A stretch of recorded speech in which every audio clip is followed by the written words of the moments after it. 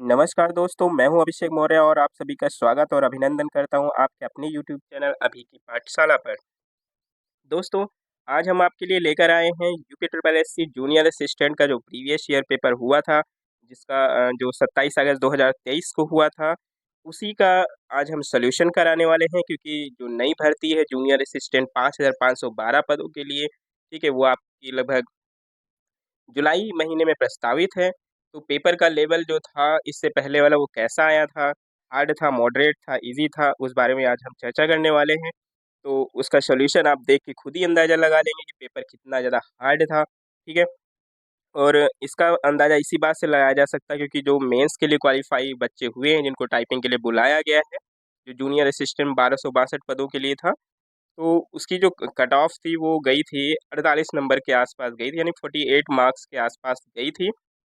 इसी से हम ये अंदाज़ा लगा सकते हैं कि पेपर कितना हार्ड था। तो उसी हिसाब से हम अब जो है अपनी टाइपिंग सॉरी जो पेपर है उसकी तैयारी करेंगे ताकि क्योंकि यूपी ट्रिपल एससी हर बार अपना जो प्रश्नों का लेवल है वो काफ़ी बढ़ाता जा रहा है। तो आइए वीडियो को शुरू करते हैं। और अगर चैनल पे आप नए हैं तो चैनल को सब्सक्राइब ज़रूर कर लीजिएगा, वीडियो को लाइक करिए और अपने दोस्तों तक ज़रूर शेयर करिए। तो इस प्यारे थॉट्स के साथ हम इस वीडियो को शुरू करते हैं। थॉट क्या है, जो बाहर की सुनता है वो बिखर जाता है। दोस्तों, जो बाहर की सुनता है वो बिखर जाता है और जो भीतर की सुनता है वो सँवर जाता है। यानी कि हमें आस-पड़ोस दुनियादारी से मतलब नहीं रखना चाहिए, लोग क्या कह रहे हैं उससे मतलब नहीं रखना चाहिए। हमें अपनी तैयारी को मजबूत बनाना चाहिए और अंतरात्मा जो हमारे मन के भीतर जो चल रहा है उसको सुनना चाहिए, तभी जो हमारा जीवन है वो सफल हो पाएगा, हम अपने काम में सफल हो पाएँगे। तो आइए शुरू करते हैं। दोस्तों, जूनियर असिस्टेंट पेपर सॉल्यूशन जो 27 अगस्त 2023 को हुआ था, इसका सॉल्यूशन है। थोड़ा-सा हम जान लेते हैं इसके सिलेबस के बारे में और क्योंकि सिलेबस जानना बहुत ज़रूरी है, आपको किस पार्ट में कितनी मेहनत करनी है, ये उस चीज़ को बताता है। तो सिलेबस की अगर हम बात करें तो सबसे ज़्यादा जो मायने रखता है उसमें, वो रखता है हिंदी का। क्योंकि हिंदी से आते हैं आपके 30 क्वेश्चन, ठीक है? हिंदी के कितने कितने क्वेश्चन्स आते हैं? 30 क्वेश्चन हिंदी के आते हैं आपके। और अब बात कर लें जीएस की, तो जीएस जो है वो आता है 20 नंबर का आपका, ठीक है? जीएस 20 नंबर का आता है। और बात करें अगर रीज़निंग की, तो रीज़निंग आता है 15 नंबर का। कितना? 15 नंबर का रीज़निंग आता है दोस्तों।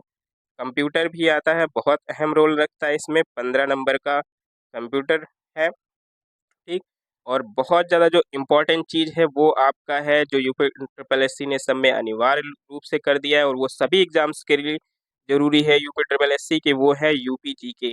दोस्तों, यूपी जीके इसमें 20 नंबर का आने वाला है, ठीक है? 20 नंबर का आपका यूपी जीके आने वाला है टोटल, यानी कि 100 नंबर का पेपर होगा। 1/4 का यहाँ पे नेगेटिव मार्किंग होने वाली है, यानी हिंदी 30, जीएस 20, रीजनिंग 15, कंप्यूटर 15 और यूपी जीके के 20 क्वेश्चंस आपको दिखने वाले हैं। तो आइए शुरू करते हैं। देखिए आप कितना सॉल्व कर पाते, कौन से क्वेश्चन आपको हार्ड लग रहे हैं और किन के जवाब आप आसानी से कर ले रहे हैं। आइए शुरू करते हैं। पहला क्वेश्चन आपकी स्क्रीन पर है, देखिए। हिंदी से शुरुआत कर रहे हैं और पहला ही क्वेश्चन आपका बहुत ही अच्छा है। जब स्वरों के उच्चारण में ध्वनि मुख के साथ-साथ नासिका द्वार से भी निकलती है, उस अनुनासिकता को प्रकट करने के लिए निम्नलिखित में से किसका प्रयोग किया जाता है, आपको बताना है। दोस्तों, गले में थोड़ा-सा खराबी, उसको एडजस्ट कर लीजिएगा। तो पहला क्वेश्चन है, ऑप्शन दिए गए हैं आपके अनुसार बिंदु, रेफ, नुक्ता या फिर चंद्रबिंदु। इसके जो आंसर्स बताए जाएँगे वो ऑफिशियल आंसर की से मैच हैं, इसलिए आपको कोई भी डाउट में नहीं होना चाहिए। जो यूपी ट्रिपल एससी ने जारी किया था आंसर की, उसी के हिसाब से ये मैच किए हुए आंसर मैं आपको बताऊँगा। तो इसका जो आंसर हो जाएगा वो क्या हो जाएगा? चंद्रबिंदु हो जाएगा। क्या हो जाएगा? चंद्रबिंदु हो जाएगा। और इस पेपर में जो टिक हैं आंसर, उन पे मत जाइएगा, ठीक है? आप अपने हिसाब से आंसर करिएगा। अगला क्वेश्चन है, किस युग में अशुद्धि है? समास दिए गए हैं, शब्द दिए गए हैं और उनमें कौन-सा समास है वो दिया गया है। आपको अशुद्ध कौन-सा है ये बताना है। पहला दिया है, दाल-रोटी में द्वंद्व समास होता है, सतसई में द्विगु समास होता है, आजन्म में अव्ययी भाव समास होता है या प्रतिवर्ष में क्या होता है? कर्मधारय समास। आपको बताना है अशुद्ध कौन-सा है। तो द्वंद्व समास जहाँ पर विपरीत भाव प्रकट हो रहा हो लगभग, तो वो दाल रोटी एकदम सही कह रहा है। सतसई जिसमें संख्या पद का हो रहा हो, तो यहाँ पे द्विगु समास होगा, बिल्कुल सही है।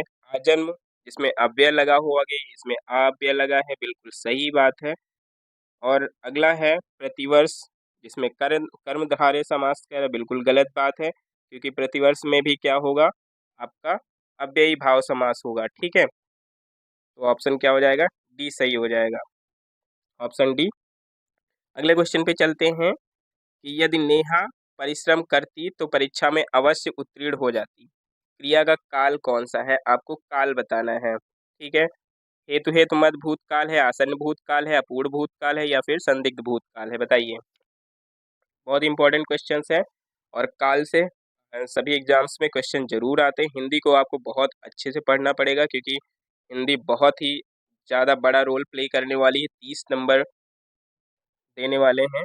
और यहाँ पे जो सही जवाब हो जाएगा वो क्या हो जाएगा, हेतु हेतु मत भूतकाल हो जाएगा, क्योंकि एक कार्य पे जब दूसरा कार्य डिपेंड होता है तो वहाँ पर क्या हो जाता है, हेतु हेतु मत भूतकाल हो जाता है। अगला क्वेश्चन है कि निम्नलिखित में से किस अलंकार में शब्द का प्रयोग एक ही बार किया जाता है पर उसके एक से अधिक अर्थ निकलते हैं, बताइए। उपमा अलंकार होगा, श्लेष अलंकार होगा, रूपक अलंकार होगा, या फिर यमक अलंकार होगा, बताइए। जहाँ पर शब्द का प्रयोग तो एक ही बार किया जाएगा, लेकिन जो उसके अर्थ हैं वो एक से अधिक होंगे, वो कौन सा है, श्लेष अलंकार। कौन सा होगा, श्लेष अलंकार होगा। ठीक है, अगले क्वेश्चन पे चलते हैं कि निम्नलिखित में कौन सा पत्र जो है वो औपचारिक पत्र नहीं है।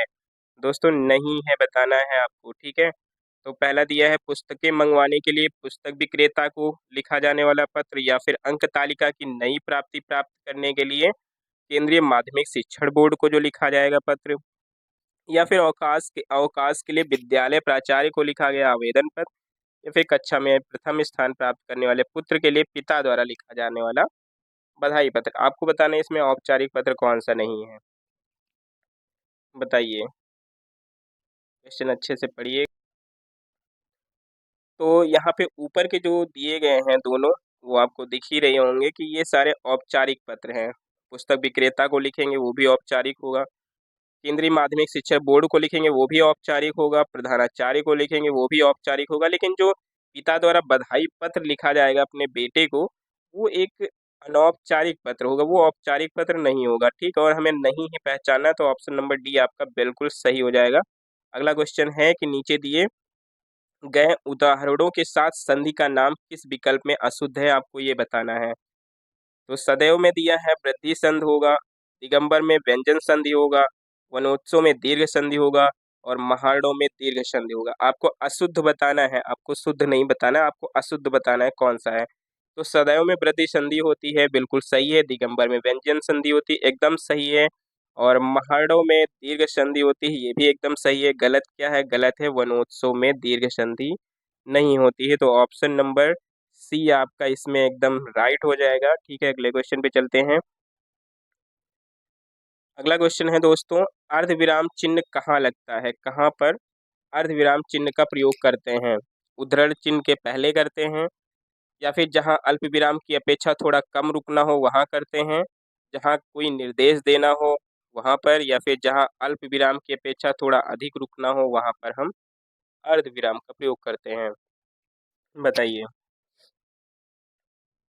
तो सही जवाब आपका क्या हो जाएगा, जहाँ अल्प विराम की अपेक्षा थोड़ा ज्यादा रुकना हो वहीं पर क्या लगता है, अर्धविराम लगता है। अगले क्वेश्चन पे आ जाते हैं। अगला क्वेश्चन है कि वैदिक संस्कृत से लेकर आधुनिक युग तक की हिंदी के विकास का सही क्रम आपको बताना है कौन सा होगा। हिंदी के विकास का सही क्रम आपको बताना है कौन सा होगा, बताइए। बहुत ही जबरदस्त क्वेश्चंस हैं। अगर आप अच्छे से तैयारी नहीं करेंगे तो आपका सिलेक्शन नहीं हो पाएगा, इसलिए क्वेश्चंस को बहुत अच्छे से आपको पढ़ना है और बहुत अच्छी पकड़ बनाना है आपको हिंदी पर भी और सारे पार्ट्स पे भी, तभी आप कंपटीशन बीट कर पाएंगे, अदरवाइज बहुत मुश्किल हो जाएगा। ठीक है, तो इसका सही जवाब क्या हो जाएगा, ऑप्शन नंबर बी आपका सही जवाब हो जाएगा। पहले वैदिक संस्कृत, फिर लौकिक संस्कृत, फिर पाली, फिर प्राकृत, फिर अपभ्रंश। ठीक है दोस्तों, तो ऑप्शन नंबर बी क्या हो जाएगा, एकदम राइट हो जाएगा। अगले क्वेश्चन पे चलते हैं। कि रेखांकित पदबंध का प्रकार आपको बताना है। रेखांकित पदबंध का प्रकार कौन सा है आपको बताना है कि उस जिंदा दिल इंसान में उस जैसा जिंदा दिल इंसान मिलना कठिन है, आपको बताना है इसमें कौन सा पदबंध है। क्रिया विशेषण पदबंध है, विशेषण पदबंध है, संज्ञा पदबंध है या फिर सर्वनाम पदबंध है। जवाब दीजिए। देखिए, अगर इसमें जो अंडरलाइन है, ठीक है, जो रेखा खींची गई अगर वो इंसान तक अगर लगी होती तो वहां पर हो जाता संज्ञा पदबंध। लेकिन चूंकि इंसान तक नहीं है, सिर्फ है उस जैसा जिंदा दिल, तो यहाँ पर ये उस जैसा जिंदा दिल इंसान की क्या कर रहा है, विशेषता बता रहा है। ठीक है, क्या कर रहा है, विशेषता बता रहा है, तो यहाँ पर क्या हो जाएगा, विशेषण पदबंध हो जाएगा। आपका बी ऑप्शन एकदम राइट हो जाएगा। अगले क्वेश्चन पे चलते हैं। पदबंध को व्यक्त करने के लिए कौन सा विकल्प सर्वोचित है, आपको बताना। पदबंध किसे कहते हैं एक तरीके से ये बताना है आपको। तो पदबंध पदों का समूह है जो अनेक पदों को कार्य करता है, ये है सही। या फिर पदबंध शब्दों का समूह है जो वाक्य से स्वतंत्र होता है, ये सही है। पदबंध उपवाक्य का दूसरा नाम है, या फिर पदबंध एक से अधिक समूहों का शब्दों का ऐसा समूह है जो मिलकर एक पद की इकाई के रूप में कार्य करता है, बताइए। प्रश्नों का लेवल देख ही रहे होंगे दोस्तों। अगर वीडियो अच्छी लग रही है तो वीडियो को लाइक जरूर करिए और अपने दोस्तों को शेयर करिए। तो ऑप्शन क्या, डी आपका एकदम सही हो जाएगा। पदबंध एक से अधिक शब्दों का समूह है जो मिलकर एक पद की इकाई के रूप में कार्य करता है। ठीक है, अगले क्वेश्चन पे चलते हैं। अगला जो क्वेश्चन आपके सामने है, तालिका दी गई है, इसमें आपको अशुद्ध मेल बताना है कौन सा है। शुद्ध नहीं, आपको अशुद्ध बताना है कि A number, B number, C number, D number, बताइए। जो डा है वर्ड, वो जो मात्रा का आधार है उसका वो सघोष है, अल्प प्राण है, मूर्धा है, या का जो है वो अघोष है, अल्प प्राण है, कंठ है, या फिर धा है जो सघोष है, महाप्राण है, ओष्ठ है, या फिर छा है, अघोष है, महाप्राण है, तालु है, बताइए। तो सही जवाब आपका क्या हो जाएगा, यहाँ पे सी ऑप्शन आपका एकदम सही जवाब हो जाएगा। ठीक है, और हमें अशुद्ध ही बताना है, तो सी ऑप्शन एकदम सही हो जाएगा। अगले क्वेश्चन पे चलते हैं।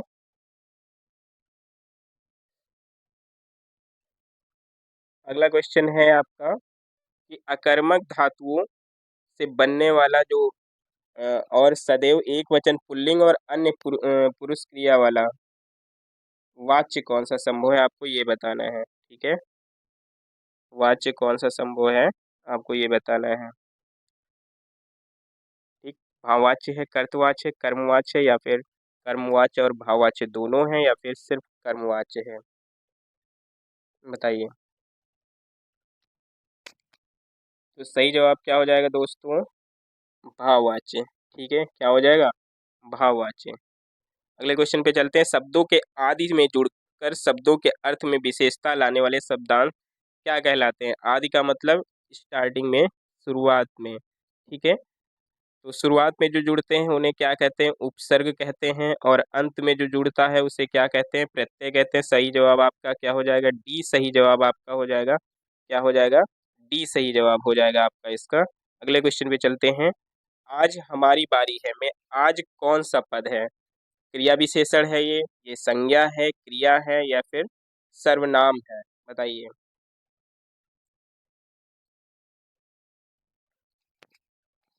तो जो आज दिया गया है इसमें ये क्रिया की विशेषता बता रहा है। ठीक है, आज हमारी बारी है, तो ये क्रिया की क्या कर रहा है, विशेषता बता रहा है। तो यहाँ पर क्या हो जाएगा आपका, क्रिया विशेषण हो जाएगा। क्या हो जाएगा, क्रिया विशेषण हो जाएगा। अगले क्वेश्चन पे चलते हैं। अगला क्वेश्चन है आपका कि रेखांकित उपवाक्य का भेद आपको बताना है। रेखांकित उपवाक्य का भेद आपको बताना है कि जिसमें विद्यालय की सभी समस्याओं का उल्लेख हो। एक ऐसा पत्र लिखो जिसमें विद्यालय की सभी विशेषताओं का उल्लेख हो। आपको बताना है ये उपवाक्य कौन सा है। क्रिया विशेषण उपवाक्य है, ये संज्ञा उपवाक्य है, प्रधान उपवाक्य है, या फिर विशेषण उपवाक्य है, बताइए। तो ये कौन सा उपवाक्य हो जाएगा, ये आपका हो जाएगा विशेषण उपवाक्य हो जाएगा। कौन सा उपवाक्य हो जाएगा, विशेषण उपवाक्य हो जाएगा। क्यों विशेषण उपवाक्य हो जाएगा, क्योंकि यहाँ पे विशेषता बता रहा है कि जिसमें विद्यालय की सभी समस्याओं का उल्लेख हो। ठीक है, ऐसा विद्यालय जिसमें ऐसा पत्र जिसमें विद्यालय की सभी विशेषताओं का उल्लेख हो। तो एक तरीके से पत्र की क्या बताई जा रही, विशेषता बताई जा रही, इसलिए यहाँ पर क्या होगा, विशेषण उपवाक्य होगा दोस्तों। अगले क्वेश्चन पे चलते हैं। 16 नंबर क्वेश्चन है, आपको बताना है कि भवन और भुवन का अर्थ किस विकल्प में सही है। भवन और भुवन का विकल्प कौन सा सही है, आपको बताना है। क्या ये आकाश और संसार होता है, या 14 लोक प्रासाद होता है, या फिर महल जगत होता है, या फिर गृह वन होता है। बताइए दोस्तों। तो इसका सही जवाब क्या हो जाएगा, महल और जगत। ठीक, यानी भवन का मतलब क्या होता है, महल होता है, और भुवन का क्या मतलब होता है, संसार होता है या जगत होता है। ठीक। अगले क्वेश्चन पे चलते हैं। अगला क्वेश्चन कह रहा है कि किस युग्म का विलोम शुद्ध नहीं है, आपको शुद्ध नहीं है बताना है। ठीक है। कह रहा है संधि का विलोम वो जो है समास होगा। औदार्य का विलोम अनौदार्य होगा। श्वास का विलोम निश्वास होगा। उत्कर्ष का विलोम अपकर्ष होगा। ठीक है, तो थोड़ा सा इजी क्वेश्चन हो जाएगा आपके लिए, क्योंकि संधि का जो विलोम होता है वो समास नहीं होता है। ठीक है, संधि का विलोम क्या होता है, विग्रह होता है। ठीक, संधि मतलब जुड़ना और विग्रह मतलब अलग करना। ठीक है, तो यहाँ पे अशुद्ध बताना था, तो संधि समास का विलोम नहीं होता। अगले क्वेश्चन पे चलते हैं। अगला क्वेश्चन है कि निम्नलिखित में सभी शब्द पर्यायवाची हैं। आपको 4 ऑप्शंस दिए गए हैं, इनमें से बताना है किसमें जो दिए गए हैं सारे ऑप्शन वो क्या हैं।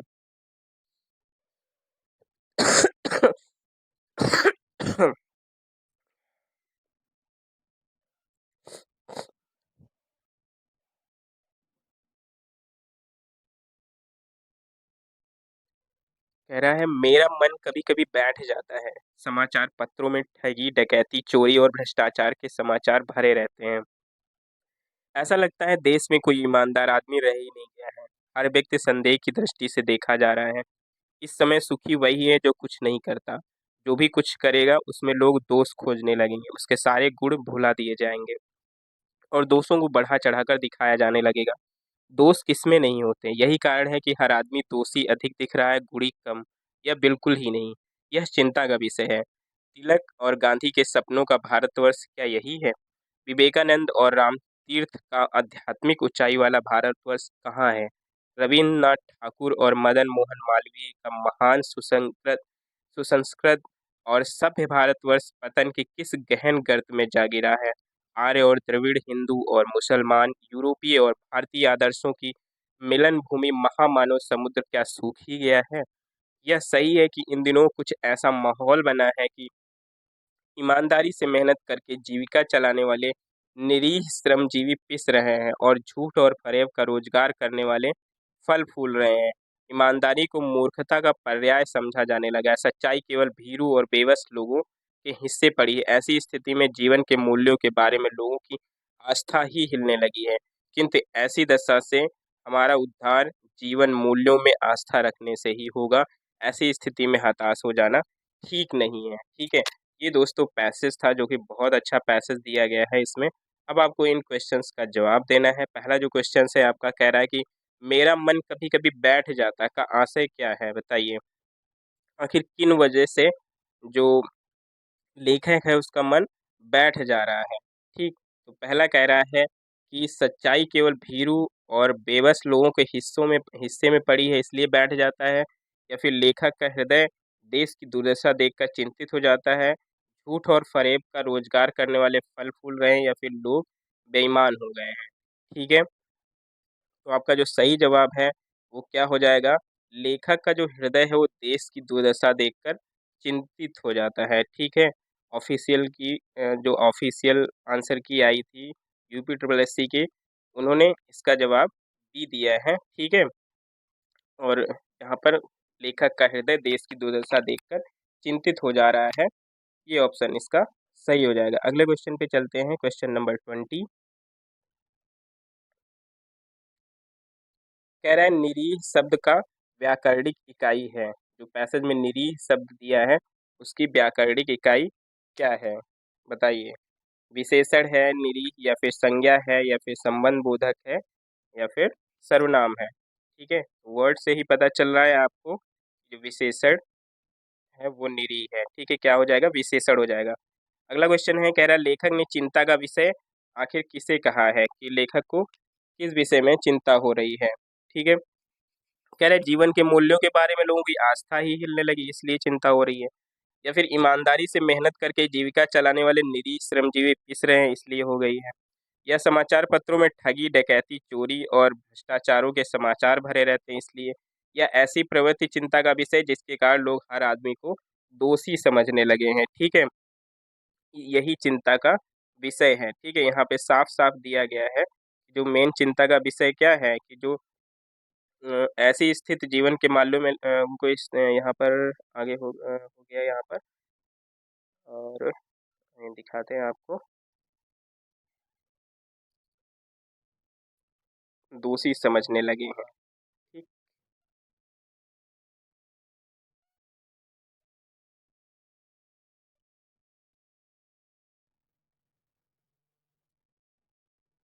ये रहा आपका।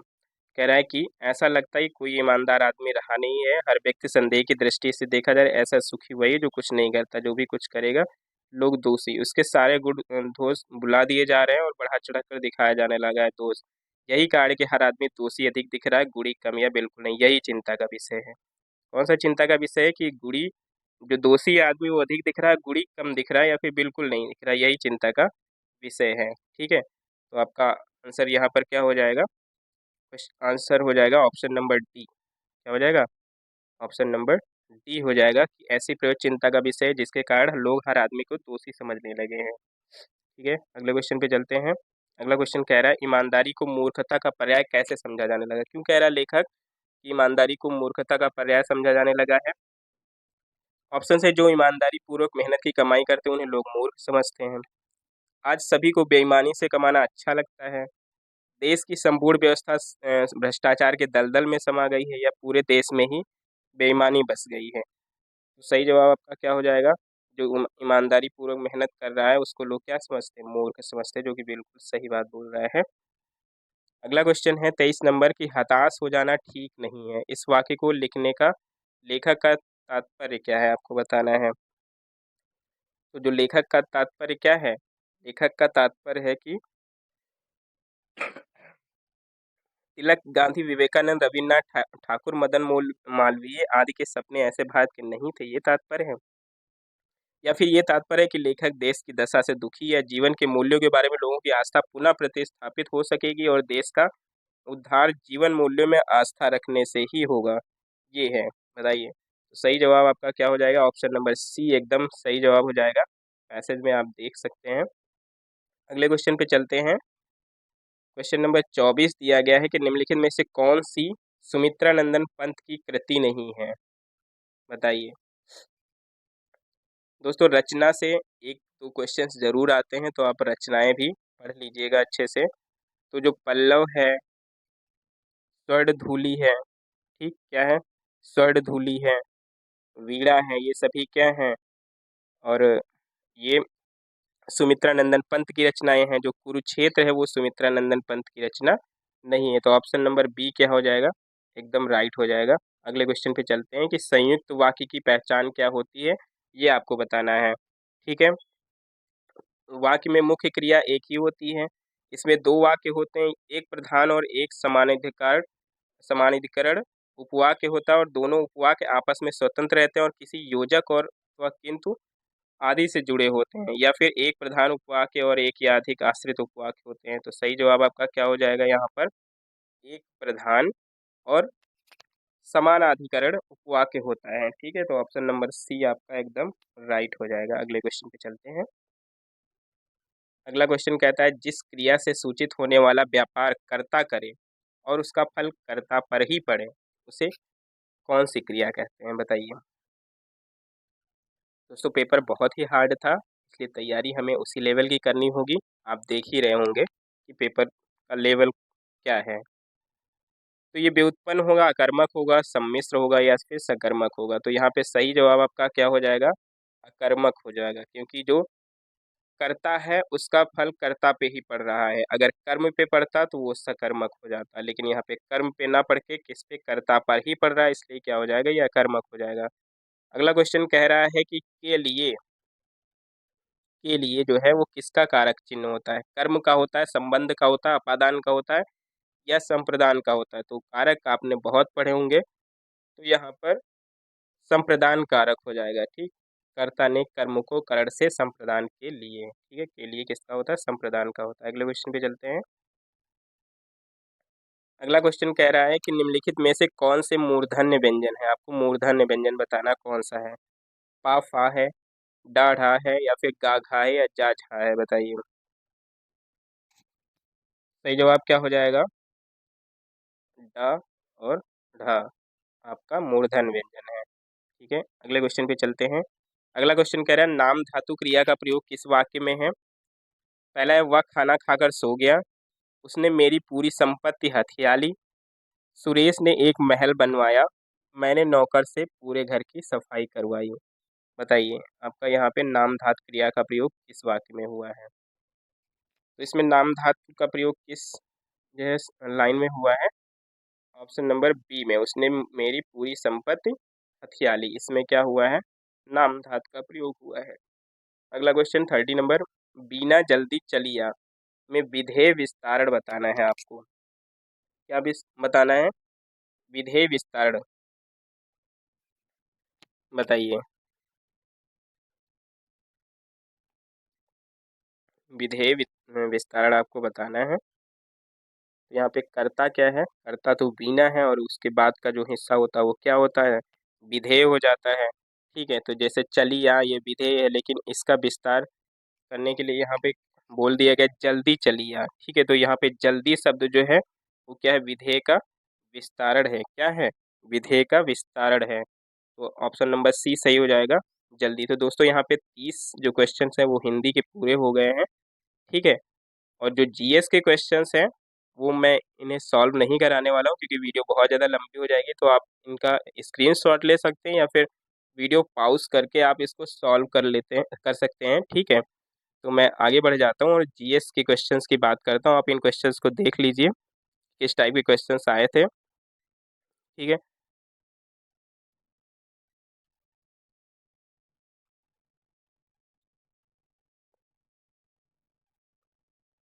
क्वेश्चंस का लेवल बहुत ही अच्छा था दोस्तों।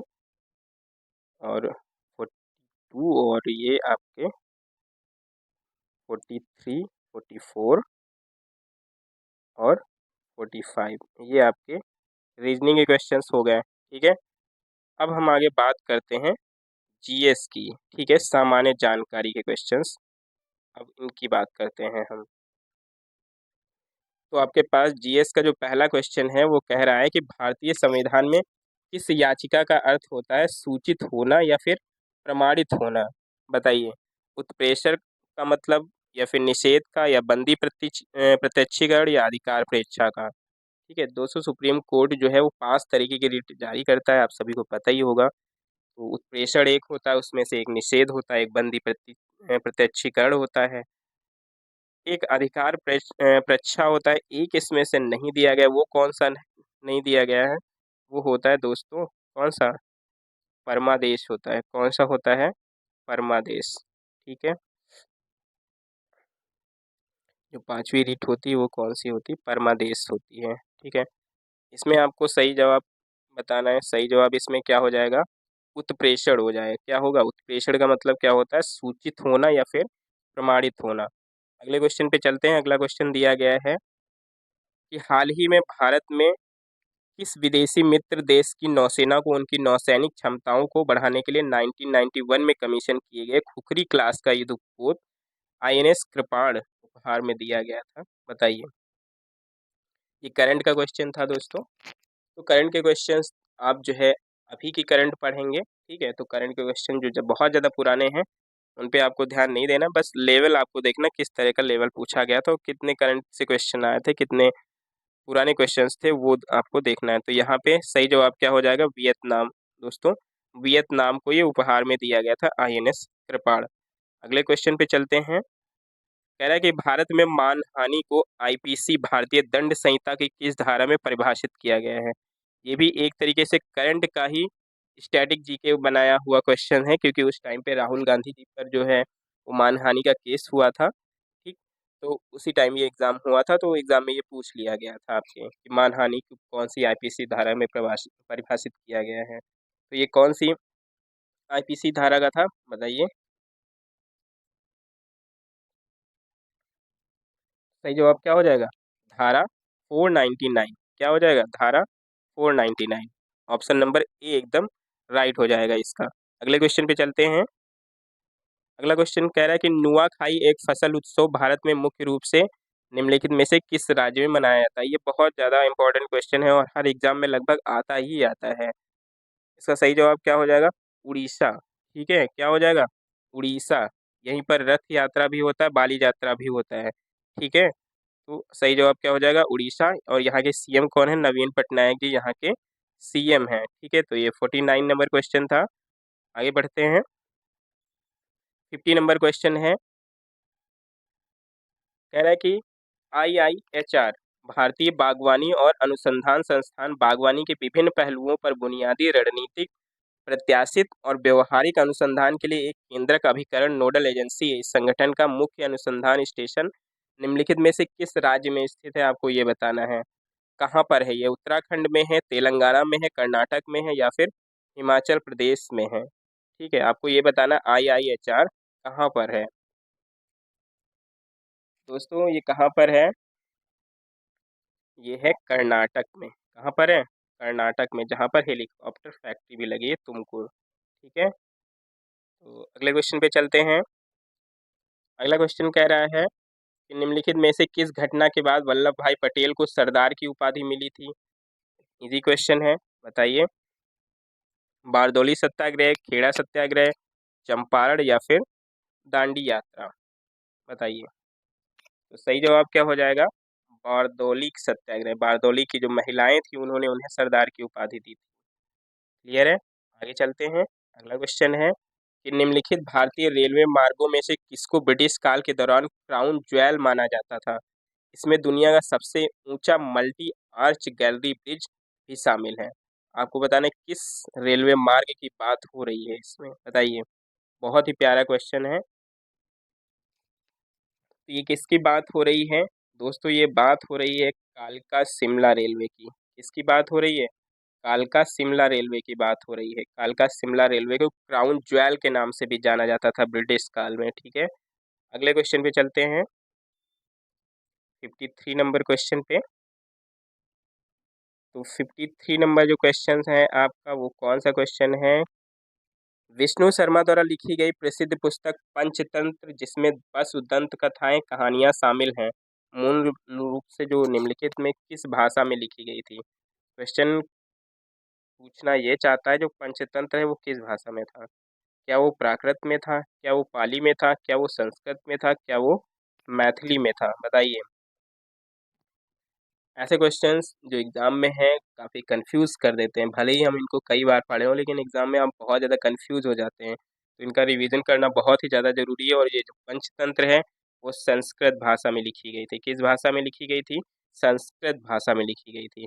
अगले क्वेश्चन पे चलते हैं। क्वेश्चन नंबर 54 कह रहा भारत में उस पर्वतीय चोटी का आपको नाम बताना है जिसे महान बर्फ के 5 खजाने के रूप में जाना जाता है। 5 खजाने, 5 भंडार, सोना, चांदी, रत्न, अनाज और भगवान की पवित्र पुस्तकों का प्रतिनिधित्व करते हैं। आपको बताना है वो कौन-सी पर्वत चोटी है। क्या वो धौलागिरी है या फिर नंदा देवी है या कामेत है या फिर कंचनजंगा है? बताइए। तो सही जवाब आपका क्या हो जाएगा? सही जवाब हो जाएगा आपका कंचनजंगा। क्या हो जाएगा? कंचनजंगा जो चोटी है उसको क्या बोला जाता है? महान बर्फ के 5 खजाने के रूप में जाना जाता है। अगले क्वेश्चन पे आ जाते हैं। 55 नंबर क्वेश्चन है। जलप्रपात दिए गए हैं आपको और उनको मिलाना है आपको। ठीक है, तो जलप्रपात है, आपको इनको मिलाना है।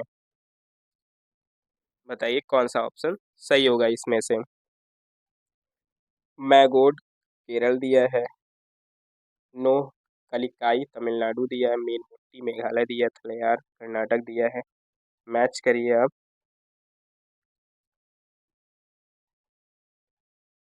तो इसमें से अगर आपको एक भी नहीं पता है तो जो ये चौथा नंबर है थलैयार। ठीक है, ये आप जरूर सुने होंगे कहीं ना कहीं। थलैयार जो है वो आपका कहाँ पाया जाता है? वो आपका तमिलनाडु में पाया जाता है, यानी कि फोर्थ का बी होगा। ठीक है, क्या होगा? फोर्थ का बी होगा। तो यहाँ पे फोर्थ के बी तो 3 में दिए गए हैं, यानी कि 3 ऑप्शन में फोर्थ के बी दिए गए हैं, तो ये डी नंबर तो एकदम खत्म हो जाएगा। आगे देख लेते हैं। जो मीन मुट्टी है, मीन मुट्टी आपका कहाँ पर पाया जाता है? केरल में पाया जाता है। कहाँ पर? केरल में पाया जाता है, यानी कि थर्ड का ए हो जाएगा। थर्ड का ए, थर्ड का ए इसमें भी है, इसमें भी है। ठीक, थर्ड का ए, यानी कि बी नंबर आपका कट जाएगा। फिर सेकंड वाला देखते हैं, नोह कलिकाई। नोह कलिकाई आपका कहाँ पाया जाता है? ये पाया जाता है आपका मेघालय में। कहाँ पाया जाता है? मेघालय में, यानी कि सेकंड का सी हो जाएगा। तो सेकंड का सी इसमें दिया गया है, यानी कि आपका ऑप्शन नंबर सी क्या हो जाएगा? एकदम सही हो जाएगा। ऑप्शन नंबर सी क्या हो जाएगा? एकदम सही हो जाएगा। Option number C. ठीक है, अगले क्वेश्चन पे चलते हैं। अगला जो क्वेश्चन है, क्वेश्चन नंबर 56। 56 की बात करें तो बहुत ही प्यारा क्वेश्चन है। वर्ष 1982 में नई दिल्ली में आयोजित किस खेल कार्यक्रम के शुभंकर यानी कि मस्कट को अप्पू एक हाथी का उपयोग किया गया था? बहुत पुराना क्वेश्चन पूछ लिया गया था। एशियाई खेल, राष्ट्रीय खेल, भारतीय कुश्ती चैंपियनशिप या विश्व टेबल टेनिस चैंपियनशिप। दिल्ली में 1982 में अगर आपको पता होगा कौन से खेल हुए थे, तो आप इस क्वेश्चन का इजीली जवाब दे सकते हैं। ठीक है, तो वो कौन से खेल हुए थे दिल्ली में? वो हुए थे एशियाई खेल हुए थे। ठीक है, क्या हुए थे? एशियाई गेम्स हुए थे, एशियाटिक गेम्स 1982 में। ठीक है, अगले क्वेश्चन पे चलते हैं। 57 नंबर क्वेश्चन है, भारत का राष्ट्रीय कैलेंडर शक संवत पर आधारित है, जिसका पहला महीना कौन सा होता है? ठीक है, और साथ ही ये बोला गया कि आधिकारिक उद्देश्यों के लिए ग्रेगोरियन कैलेंडर के साथ 22 मार्च 1957 से 365 दिनों का एक सामान्य वर्ष अपनाया गया। आपको सिंपली बताना है, हिंदी जो महीने होते हैं उसमें पहला महीना कौन सा होता है? ठीक है, वो पहला महीना कौन सा होता है? वो चैत्र होता है। कौन सा होता है? चैत्र होता है। आगे चलते हैं। अगला क्वेश्चन कह रहा है, फिरोज शाह कोटला किला जो 1354 में सुल्तान फिरोज शाह तुगलक ने बनवाया था, यह किला किस नदी के तट पर बना है? आपको नदी का नाम बताना है, किस नदी के तट पर बना है। ठीक है, तो फिरोज शाह कोटला कहाँ है? अगर आप ये जानते हैं तो इस क्वेश्चन का आसानी से जवाब दे पाएंगे। ठीक है, तो हमें पता है कि फिरोज शाह कोटला जो है वो कहाँ है? दिल्ली में है। और दिल्ली में कौन सी नदी है? दिल्ली में है यमुना नदी। ठीक है, सही जवाब इसका क्या हो जाएगा? यमुना नदी हो जाएगा। अगले क्वेश्चन पे चलते हैं। 58 के बाद 59 क्वेश्चन नंबर पे। 59 नंबर क्वेश्चन ये रहा आपका, राज्य और उसके राज्य पक्षी दिए गए हैं, आपको सही जोड़े का पता लगाना है। दिया है महाराष्ट्र, पीले पैरों वाला हरा कबूतर यानी कि हरियल। सिक्किम दिया है यहाँ पर, क्या दिया है? सिक्किम दिया है, कह रहा है ग्रेटर फ्लैमिंगो बड़ा राजहंस। गुजरात दिया है ग्रेट इंडियन बस्टर्ड सोन चिड़ैया, या राजस्थान ब्लड फ्रीजेंट चिलमिया। आपको बताना है कौन सा सही है। तो सही जवाब क्या हो जाएगा? महाराष्ट्र का जो हरियल है, ठीक है, वो इसका सही जवाब हो जाएगा। क्योंकि सिक्किम का जो है वो ग्रेटर फ्लैमिंगो नहीं है। सिक्किम का राज्य पक्षी क्या है? रक्त तीतर है। क्या है? रक्त तीतर। सिक्किम का क्या होता है? रक्त तीतर होता है। ठीक है, तो यहाँ पे सिक्किम का ग्रेट फ्लेमिंगो दिया है, जो कि बिल्कुल गलत दिया है। ठीक है, आगे अगर हम बात करें, गुजरात का दिया है ग्रेट इंडियन बस्टर्ड। तो गुजरात का क्या होता है? गुजरात का होता है ग्रेटर फ्लेमिंगो, जो बी नंबर में दिया है। और राजस्थान का क्या होता है? राजस्थान का ग्रेट इंडियन बस्टर्ड होता है। ठीक है, थोड़ा सा ऊपर नीचे दिए गए हैं, इसलिए जो सही जवाब आपका है वो महाराष्ट्र होगा। आगे बढ़ते हैं, अगला क्वेश्चन। अगला क्वेश्चन कह रहा है कि निम्नलिखित में से कौन सा केरल राज्य सरकार का सर्वोच्च साहित्यिक सम्मान है, जिसका नाम राज्य के 16वीं शताब्दी के एक भक्ति कवि के नाम पे रखा गया है? एजुथाचन पुरस्कार है, पुरस्कारम, या कुमार नासन पुरस्कारम, या कुप्पाली वेंकटप्पा पुटप्पा सम्मान, या नृपतुंगा पुरस्कार। बताइए, काफी चर्चित पुरस्कार है ये। तो सही जवाब इसका क्या हो जाएगा? एजुथाचन पुरस्कारम। ठीक, क्या हो जाएगा? एजुथाचन पुरस्कारम। अगले क्वेश्चन पे चलते हैं। 61 नंबर पे चलते हैं। कह रहा है कि केंद्रीय विद्युत प्राधिकरण सीईए ने मसौदा ड्राफ्ट केंद्रीय विद्युत प्राधिकरण विनिमय विनियम 2023 जारी किया ड्राफ्ट के अनुसार डैश क्षेत्र से गुजरने वाली 33 केवी और उससे नीचे की सभी जो विद्युत लाइनों को भूमिगत किया जाएगा। ठीक है, क्यों, किसके लिए भूमिगत किया जाएगा आपको बताना है। बताइए, क्या इंडियन स्कीमर के लिए किया जाएगा, ग्रेट इंडियन बस्टर्ड के लिए किया जाएगा, हिमालयी बटेर के लिए, या फिर भारतीय गिद्ध के लिए किया जाएगा। बहुत इंपॉर्टेंट क्वेश्चन है, करंट का क्वेश्चन था। और इसका सही जवाब क्या हो जाएगा, ग्रेट इंडियन बस्टर्ड हो जाएगा, सोन चिरैया के लिए किया गया था। ठीक है, सोन चिरैया के लिए किया गया था। अगले क्वेश्चन पे चलते हैं, 62 नंबर पे चलते हैं। और आपका 62 नंबर क्वेश्चन ये रहा, ये भी करंट का क्वेश्चन था। ठीक है, तो करंट के भी अच्छे खासे क्वेश्चन आए थे, तो करंट आपको पढ़नी है, बराबर पढ़नी है। कह रहा है उस कार्यक्रम का नाम बताएं जो हाल ही में उद्योग और शिक्षा क्षेत्र में रक्षा अनुसंधान और विकास को बढ़ावा देने के लिए डीआरडीओ रक्षा अनुसंधान एवं विकास संगठन द्वारा नई दिल्ली में आयोजित किया गया था। तो कौन सा शिविर आयोजित किया गया था बताइए जरा। अनुसंधान विकास शिविर था, डीआरडीओ विकास शिविर था, अनुसंधान चिंतन शिविर था, या फिर R&D चिंतन शिविर था। दोस्तों क्वेश्चन का लेवल बहुत ही ज़्यादा हार्ड था। ठीक है, अगर आपने अच्छे से पढ़ाई नहीं की है तो आपके लिए बहुत ही ज़्यादा टफ लगने वाले हैं, इसलिए पढ़ाई बहुत अच्छी करनी पड़ेगी आपको। ठीक है, और जिसने पढ़ रखा है उसके लिए तो सब आसान है ही। तो इसका क्या हो जाएगा, सही जवाब क्या हो जाएगा इसका बताइए।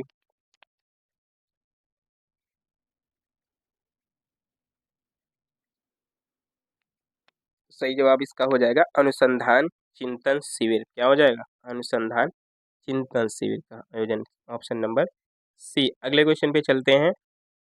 कह रहा है कोसा सिल्क जो एक भारतीय रेशम कीट एंथीरिया माइलिटा एक कोया से प्राप्त होता है, निम्नलिखित में से किस राज्य से संबंधित है। आपको राज्य का नाम बताना है कि तेलंगाना में, या तमिलनाडु में, या आंध्र प्रदेश, या छत्तीसगढ़ में। कोया सिल्क कहाँ का फेमस है, बताइए जरा। नाम सुना है कोया सिल्क, कोसा सिल्क का? नहीं सुना है तो आज के बाद सुन लीजिए। कोसा सिल्क कहाँ होता है, छत्तीसगढ़ में पाया जाता है कोसा सिल्क। एग्जाम के पॉइंट ऑफ व्यू से बहुत ज़्यादा इंपॉर्टेंट है। अगला क्वेश्चन है, सूर्य का प्रकाश जो ऊर्जा का प्राथमिक स्रोत है, निम्नलिखित में से किस सेल का उपयोग करके बिजली में परिवर्तित किया जाता है। गैल्वेनिक सेल, प्राथमिक सेल, फोटोवोल्टिक, या इलेक्ट्रोलाइटिक विद्युत अपघटनी सेल, बताइए। बहुत इजी क्वेश्चन हो गया ये आपके लिए, आप सभी को पता होगा ये कौन सा होता है, ये फोटोवोल्टिक सेल होता है। कौन सा होता है, फोटोवोल्टिक सेल होता है। अगले क्वेश्चन पे आ जाते हैं। अगला क्वेश्चन कहता है निम्नलिखित में से कौन हाल ही में एशियाई तलवारबाजी चैंपियनशिप पदक में कांस्य पदक जीतने वाले पहले भारतीय बने हैं। तलवारबाजी का नाम आए तो फिर एक ही खिलाड़ी का नाम दिमाग में आ जाता है, और वो कौन है, वो है भवानी देवी। कौन है, भवानी देवी। तो सही जवाब क्या हो जाएगा, भवानी देवी ने कांस्य पदक जीता था एशियाई तलवारबाजी चैंपियनशिप में। ठीक है, अगले क्वेश्चन पे आ जाते हैं। क्वेश्चन है 65 पे, और 65 हो गया है, 66 पे अब आते हैं। ठीक है, अब ये हमारे जो जीएस की क्वेश्चन वो कंप्लीट हो गए हैं। अब जो 15 क्वेश्चन रहेंगे वो आपके कंप्यूटर से रहेंगे। ठीक है, और इसके जस्ट बाद आपका यूपी जीके रहेगा। ठीक है, तो शुरू करते हैं कंप्यूटर के क्वेश्चंस। पहला है कंप्यूटर का क्वेश्चन कि कह रहा है कि यदि पावर पॉइंट प्रेजेंटेशन में संवेदनशील या गोपनीय डेटा है तो आप फाइल को एन्क्रिप्ट कर सकते हैं और इसे डैश से सुरक्षित कर सकते हैं। अपने आप पावर पॉइंट प्रेजेंटेशन को का जो गोपनीय डेटा है वो किसके जरिए सुरक्षित कर सकते हैं आपको बताना है। क्या प्रेजेंटेशन के जरिए, नहीं। पब्लिक के जरिए, नहीं। प्रोटेक्ट जैसा कुछ होता नहीं। सही जवाब क्या हो जाएगा, पासवर्ड हो जाएगा। क्या हो जाएगा, पासवर्ड के जरिए ही तो आप सुरक्षित करते हैं अपने डेटा को। ठीक है, अगले क्वेश्चन पे आ जाते हैं। ई गवर्नेंस में डिजिटल दस्तावेजों की सुरक्षा और प्रामाणिकता सुनिश्चित करने के लिए अक्सर किस तकनीकी का उपयोग किया जाता है। तो डिजिटल डिजिटल जो दस्तावेज है उनकी सुरक्षा के लिए हम क्या करते हैं, डिजिटल सिग्नेचर का प्रयोग करते हैं। क्या करते हैं, डिजिटल सिग्नेचर का प्रयोग। ठीक है, सही जवाब क्या हो जाएगा, डिजिटल सिग्नेचर। अगले क्वेश्चन पे आ जाते हैं। अगला क्वेश्चन कह रहा है ईमेल के एक भाग यूजर नेम और डोमेन नेम डैश चिन्ह द्वारा अलग किए जाते हैं। यानी कि यूजर नेम को डोमेन नेम से किससे अलग किया जाता है, तो वो किससे अलग किया जाता है, वो @ से किया जाता है। किससे किया जाता है, @ से किया जाता है। अगले क्वेश्चन पे आ जाते हैं। कह रहा है कि एक कंप्यूटर के सीपीयू में लाखों बहुत छोटे छोटे स्विच होते हैं, स्विच, ठीक है। जिन्हें क्या कहा जाता है आपको बताना है, क्या उन्हें ट्रांजिस्टर कहा जाता है, क्या बिट्स कहा जाता है, क्या रजिस्टर्स कहा जाता है, या क्या बाइट्स कहा जाता है, ठीक है। तो सही जवाब क्या हो जाएगा, ट्रांजिस्टर हो जाएगा, क्या हो जाएगा, ट्रांजिस्टर हो जाएगा, ठीक है। आप आंसर्स काउंट करते रहिएगा कि आपने कितने आंसर्स काउंट वो सही किए हैं, ठीक है। अगले क्वेश्चन पे चलते हैं। 69 के बाद आते हैं हम 70 नंबर पे। कह रहा है के मीन्स एल्गोरिथम एक डैश एल्गोरिथम है। कौन सी एल्गोरिथम है ये, सेमी सुपरवाइज्ड लर्निंग है, या सुपरवाइज्ड लर्निंग है, या री इन्फोर्समेंट लर्निंग है, या अनसुपरवाइज्ड लर्निंग है, बताइए। तो ये किस टाइप की है, मशीन लर्निंग दोस्तों आपका कंप्यूटर में सिलेबस है यूपीट्रिपल एससी का, वो चाहे आप लेखपाल का दें तो भी, जूनियर असिस्टेंट, एजीटी, जिसमें भी कंप्यूटर अगर है तो मशीन लर्निंग उसमें सिलेबस में आपके दिया है, तो मशीन लर्निंग से ही ये क्वेश्चन है, तो इसमें क्या हो जाएगा, अनसुपरवाइज्ड लर्निंग हो जाएगा इसका आंसर। अगले क्वेश्चन पे चलते हैं। माइक्रोसॉफ्ट वर्ड जैसे वर्ड प्रोसेसिंग सॉफ्टवेयर की कौन सी विशेषता दस्तावेज शीर्षकों के आधार पर कंटेंट की तालिका बनाने में सक्षम बनाती, बताइए। Spelling and grammar check, hyperlinks, styles, mail merge, बताइए। जो शीर्षक का कंटेंट होता है तालिका बनाने के लिए कौन सा करते हैं, तो वो शेप्स होता है, क्या होता है, सॉरी स्टाइल्स होता है, क्या होता है, स्टाइल्स। सही जवाब क्या हो जाएगा, स्टाइल्स। अगले क्वेश्चन पे चलते हैं। अगला क्वेश्चन कह रहा है कि पहले यांत्रिक कैलकुलेटर को क्या कहा जाता था, पहले यांत्रिक कैलकुलेटर को क्या कहा जाता है आपको बताना है। क्या गैलीलियो कहा जाता है, क्या कैलकुलेटर कहा जाता था, क्या पास्कलाइन कहा जाता था, या फिर ऑर्फेट बोला जाता था, बताइए। तो कैलकुलेटर तो बोला नहीं जाएगा, ठीक, गैलीलियो ये भी नहीं, ऑर्बिट ये भी नहीं, बोला क्या जाता था, पास्कलाइन बोला जाता था, क्या बोला जाता था, पास्कलाइन बोला जाता था। अगले क्वेश्चन पे आ जाते हैं। माइक्रोसॉफ्ट एक्सेल में कौन सा फंक्शन टेक्स्ट से सभी गैर मुद्रण योग करेक्टर या संप्रतीकों को हटा देता है, कौन क्लियर कर देता है एकदम, ठीक है। तो इफ एरर ऐसा कुछ नहीं है, इफ भी नहीं आपका, इंस ये भी नहीं। सही जवाब क्या हो जाएगा, क्लीन, क्या हो जाएगा, एकदम क्लीन कर देता है, ठीक है। अगले क्वेश्चन पे आ जाते हैं 74 नंबर पे। 74 नंबर कह रहा है कि माइक्रोसॉफ्ट द्वारा कौन सी ईमेल सेवा संचालित की जाती है, माइक्रोसॉफ्ट द्वारा कौन सी ईमेल सेवा संचालित की जाती है, बताना है आपको, ठीक है। तो जैसे यहाँ पे जीमेल दिया है, तो जीमेल आप सभी को पता होगा जीमेल किसकी सर्विस है, तो ये तो है आपकी गूगल की है। किसकी है, जीमेल किसका होता है, गूगल का होता है, सभी ने अकाउंट बनाया होगा तो गूगल अकाउंट बोलता है, ठीक है। और हम बात करें अगर यहाँ पर, याहू मेल है, आई क्लाउड है, आउटलुक है, ठीक है। तो यहाँ पर सही जवाब क्या हो जाएगा, आउटलुक हो जाएगा, क्या हो जाएगा, माइक्रोसॉफ्ट का आउटलुक। आगे चलते हैं। अगला क्वेश्चन कह रहा है साइबर सुरक्षा हमले के लिए क्या शब्द है जो बड़े पैमाने पर अटैक नेटवर्क बनाने के लिए एक साथ कई परस्पर जुड़े उपकरणों को लक्षित करता है, बताइए। Zero day attack, DDoS attack, spear phishing attack, या बॉटनेट अटैक। तो ये क्या हो जाएगा, ये हो जाएगा दोस्तों बॉटनेट अटैक, क्या हो जाएगा, बॉटनेट अटैक। अगले क्वेश्चन पे आ जाते हैं।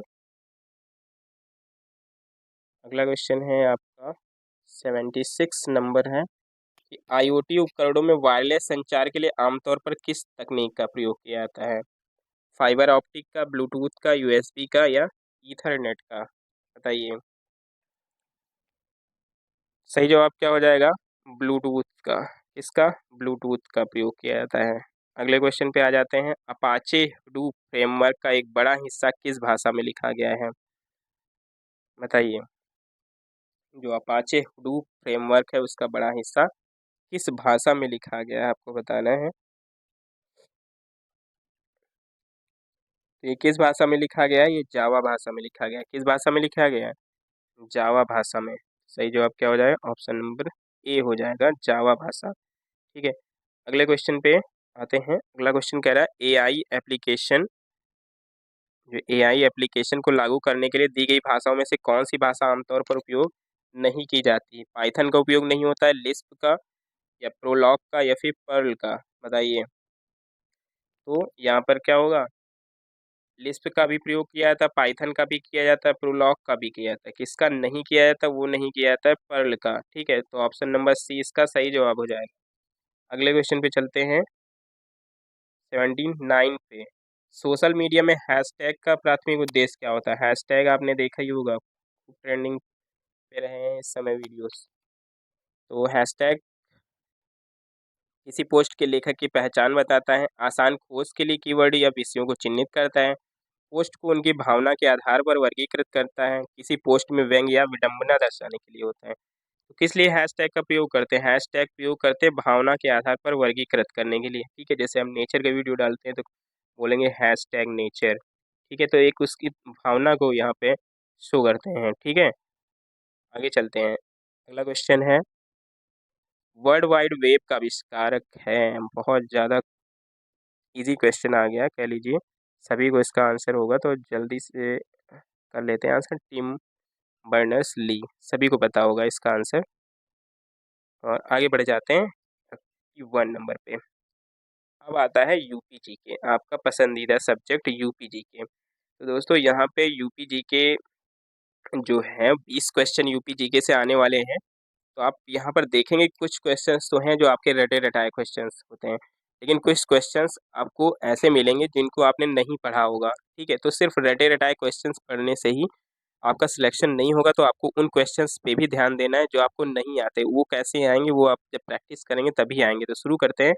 पहला क्वेश्चन जो दिया है वो दिया है कि देवगढ़ में स्थित गुप्त काल का जो दशावतार मंदिर है, ठीक, वो भगवान विष्णु को समर्पित है। अपनी वास्तुकला की शैली के कारण उत्तर भारत में सबसे प्राचीन है। कौन सी वास्तुकला शैली, आपको बताना है। पातालपुरी मंदिर, 64 योगिनी मंदिर, विशालाक्षी या पंचायतन मंदिर। ठीक है, तो कौन सा मंदिर हो जाएगा ये? तो पंचायतन मंदिर हो जाएगा। ठीक है, पंचायतन मंदिर। अगले क्वेश्चन पे चलते हैं।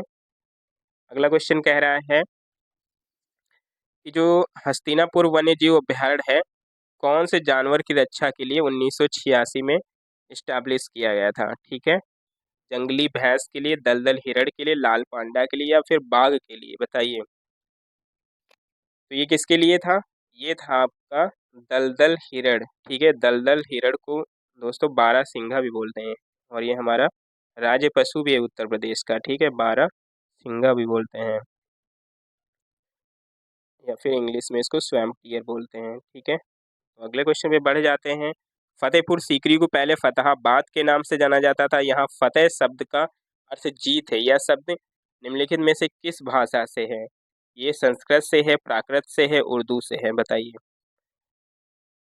तो संस्कृत तो होगा नहीं, तो इसको आप ऐसे ही अलग कर सकते हैं। ठीक है, प्राकृत भी नहीं है, उर्दू का भी नहीं है। फा से फतेहाबाद और फा से फारसी। ठीक है, सही जवाब क्या हो जाएगा? फारसी। अगले क्वेश्चन पे आ जाते हैं। अगला क्वेश्चन, लेखकों और उनकी कृतियों रचनाओं के संबंध में निम्नलिखित में से कौन सा जोड़ा गलत है? आपको गलत की पहचान करनी है। ठीक है, गलत की पहचान करनी है। सूरदास की अष्टसूर है, महादेवी वर्मा की छड़दा है, जयशंकर प्रसाद की प्रेम पथिक है, मैथिली शरण गुप्त की तिलोत्तमा है। ठीक है, दोस्तों सूरदास की अष्टसूर नहीं है, क्या है? सूरदास की रचना क्या है, बताइए? सूर सागर है। ठीक है, तो यहाँ पे जो गलत क्या हो जाएगा? सूरदास, यही ए ऑप्शन आपका गलत हो जाएगा। अगले क्वेश्चन पे चलते हैं। 85 नंबर क्वेश्चन कह रहा है, सारनाथ जो अशोक स्तंभ के लिए प्रसिद्ध है, वाराणसी में 10 किलोमीटर उत्तर पूर्व में किन दो नदियों के संगम के पास स्थित है? आपको बताना है। बेतवा और चंबल के बीच, गंगा और सोन, या गंगा वरुणा, या फिर यमुना और काली।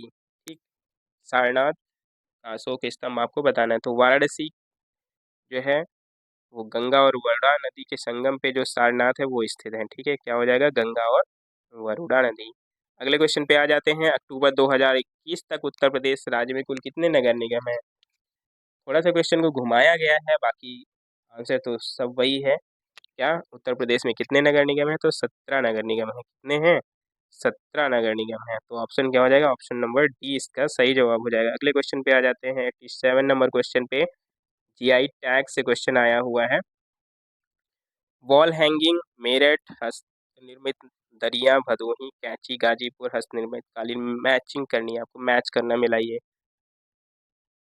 तो अगर आपको इसमें से कोई नहीं पता होगा तो एक जरूर आपका पता होगा, हस्तनिर्मित जो कालीन है, कालीन, कालीन की नगरी किसको बोला जाता है? भदोही को बोला जाता है। किसको बोला जाता है? कालीन की नगरी भदोही को बोला जाता है। तो जो डी है, सॉरी फोर्थ नंबर है, वो बी में मिलाएंगे। फोर्थ नंबर बी एक ही ऑप्शन में है आपका, ऑप्शन नंबर डी में। ठीक है, तो इसी से हो जाएगा आपका आंसर। बाकी वॉल हैंगिंग आपका कहाँ है? वॉल हैंगिंग आपका गाजीपुर में है। ठीक है, और जो हस्त निर्मित दरिया है वो कहाँ है? वो आपकी मिर्ज़ापुर में है दरिया। और कैंची, कैंची मेरठ में है। ठीक है, कैंची कहाँ है? मेरठ में। वॉल हैंगिंग गाजीपुर में। तो ऑप्शन नंबर डी इसका क्या हो जाएगा? एकदम राइट आंसर हो जाएगा। 88 नंबर पे आ जाते हैं। 88 नंबर क्या कह रहा है कि उत्तर प्रदेश सरकार ने एक स्वायत्त संस्था के रूप में अतिरिक्त ऊर्जा स्रोत विभाग के अंतर्गत गैर पारंपरिक ऊर्जा विकास एजेंसी का निर्माण कब किया गया है? बताइए। सीधा सीधा क्वेश्चन है कि जो नेडा है, NEDA है, उसका निर्माण कब किया गया है, बताना है आपको। ठीक है, क्या जनवरी 1984 में किया गया था, या मई 1993 में, या दिसंबर 1982 में, या अप्रैल 1983 में? बताइए। तो आपके लिए नया क्वेश्चन होगा ये। अप्रैल 1983 में इसका निर्माण किया गया था। याद रखिएगा, किसी और भी एग्जाम्स में आ सकते हैं। ठीक है, 89 नंबर है। वर्ष 1909 में आगरा में आयोजित उत्तर प्रदेश संयुक्त प्रांत कांग्रेस के सामाजिक सम्मेलन की अध्यक्षता किसने की थी? सामाजिक सम्मेलन की अध्यक्षता आपको बताना है किसने की थी। मोतीलाल नेहरू, जवाहरलाल नेहरू, लाला लाजपत राय, रोमेश चंद्र दत्त। ठीक है, तो सही जवाब इसका क्या हो जाएगा दोस्तों? सही जवाब हो जाएगा मोतीलाल नेहरू। इसकी अध्यक्षता किसने की थी? मोतीलाल नेहरू जी ने की थी। अगले क्वेश्चन पे आ जाते हैं, 90 नंबर क्वेश्चन पे।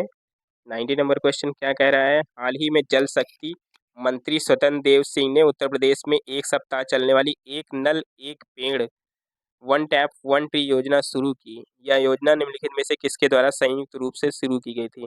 नमामि गंगे और ग्रामीण जल आपूर्ति विभाग द्वारा, राज्य जल आपूर्ति विभाग और जल शक्ति मंत्रालय, जल जीवन मिशन और जल शक्ति मंत्रालय, या फिर कावेरी परियोजना और ग्रामीण जल आपूर्ति द्वारा। दोस्तों बहुत ही क्लोज ऑप्शन यहाँ पर दिए गए हैं। ठीक है, तो ध्यान देके करिएगा। तो ये आपका सही जवाब आपका क्या हो जाएगा?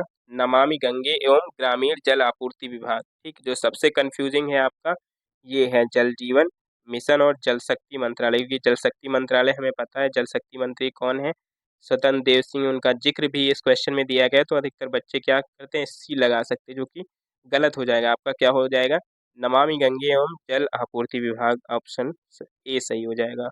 अगले क्वेश्चन पे चलते हैं। 91 नंबर क्वेश्चन पे कह रहा है उच्च श्रेणी के सिलिका बलुआ जो पत्थरों के बड़े भंडार क्रमशः इलाहाबाद और चित्रकूट जिलों के किन क्षेत्रों में पाए जाते हैं, जो उत्तर भारत के कांच उद्योग की आपूर्ति का पारंपरिक स्रोत रहे हैं? तो ये पत्थर कहाँ के हैं? तो आपने सुना होगा शंकरगढ़ के पत्थर। ठीक है, तो ये कहाँ के हैं? शंकरगढ़ के पत्थर हैं। ऑप्शन नंबर डी सही हो जाएगा। अगले क्वेश्चन पे चलते हैं। 92 नंबर क्वेश्चन पे कह रहा है कि उत्तर प्रदेश ने IT, टेक्सटाइल, हस्तशिल्प और गैर पारंपरिक ऊर्जा जैसे विभिन्न क्षेत्रों को पूरा करने के लिए राज्य में कितने एसीजेड जो है मंजूरी दी है? ठीक है, 31, 11, 30 या 21? तो सही जवाब क्या हो जाएगा आपका? 31। क्या हो जाएगा? 31। अगले क्वेश्चन पे चलते हैं। अगला क्वेश्चन कह रहा है लखनऊ में स्थित रूमी दरवाजा की ऊंचाई कितनी है? आपको बताना है जो लखनऊ स्थित रूमी दरवाजा है उसकी ऊंचाई कितनी है? क्या ये 90 फीट है, या 90 मीटर है, या 60 मीटर, या 60 फीट है? तो दोस्तों सभी को पता होगा इसका आंसर, जल्दी बताइए। सही आंसर क्या हो जाएगा? 60 फीट। क्या हो जाएगा? 60 फीट। जो रूमी दरवाजा उसकी ऊंचाई कितनी है? उसकी ऊंचाई है 60 फीट। अगला क्वेश्चन है लखनऊ स्थित बाल संग्रहालय चिल्ड्रन म्यूजियम की स्थापना किस वर्ष हुई थी? आपको बताना है चिल्ड्रन म्यूजियम की स्थापना किस वर्ष हुई थी? 1970, 1975, 1957, या फिर 1988 में? बताइए। सही जवाब क्या हो जाएगा? 1957 में। किसमें? 1957 में।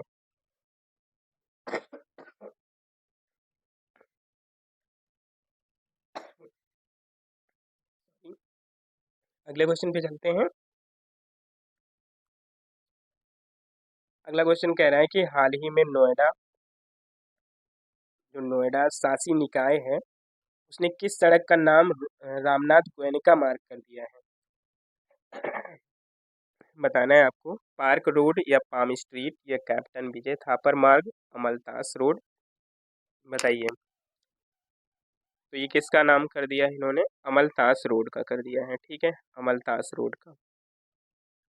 अगले क्वेश्चन पे आ जाते हैं। वीर अब्दुल हमीद फॉरेस्ट वन्य जीवन एवं पर्यावरण संरक्षण पुरस्कार योजना किस वर्ष शुरू की गई थी? 2022-23 में शुरू की गई, 21-22 में, या 12-13, या 14-15 में? बताइए किस वर्ष शुरू की गई। दोस्तों ये योजना शुरू की गई थी 2012-13 में। कब शुरू की गई थी? 2012-13 में।